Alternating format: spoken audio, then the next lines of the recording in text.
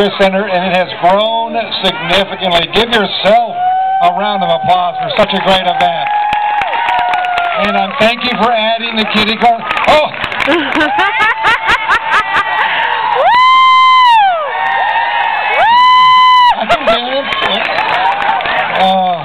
I'm coming back every year for that, I'll tell you. And I am putting we need every dollar we can get in the federal treasury, so I'm hanging on to that. Thank you all very much. Thanks for adding the kiddie carnival. I brought my son Jacob again, and we appreciate it. We love coming out here.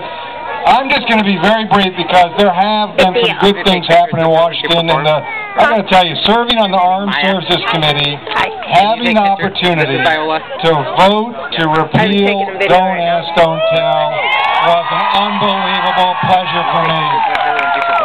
They're busy writing the regs, they're moving forward, and we're going to make sure it's done right. So, again, I can't tell you what a pleasure that was to be there. Also, as you know, there's a piece of legislation Senator Casey has put together on Safe Schools Improvement Act, which makes sure that we have every school that receives federal funding, that they have to have policies in place that ensure there's no bullying based on sexual orientation or gender identity. If they want our money, we have to do the right thing. And I'm proud to be one of those members that have sponsored that. Also another one, which is a bipartisan piece of legislation. I have to tell you, that's hard and far and few in Washington these days. But knowing that Senator Merkley, Senator Kirk have sponsored the Employee Non-Discrimination Act as also a sponsor of that, we think it's about time that we move forward on this kind of legislation.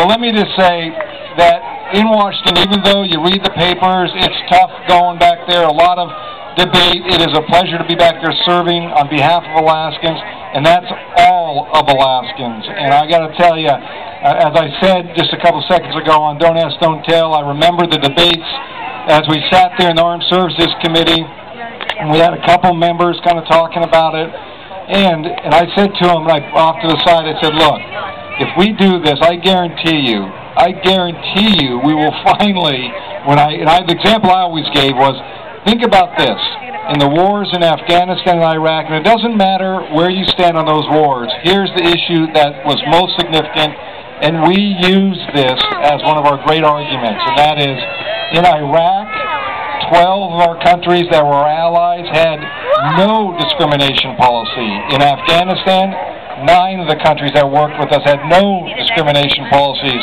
And the question they always brought up was, well, if we repeal it, it's going to make our readiness worse. The fact is, not true. Those countries that serve with us are as ready as anyone else, and it was about time we did this. And I'll tell you, it was a great debate and a great argument, and look what's happening now.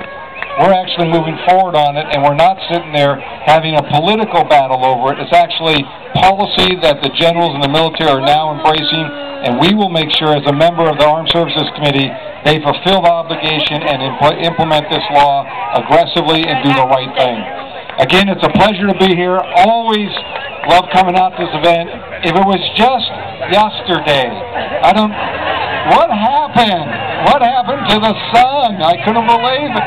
It's Alaska weather. My son, here's the problem. We come from Washington. It's 90 degrees, 90% humidity.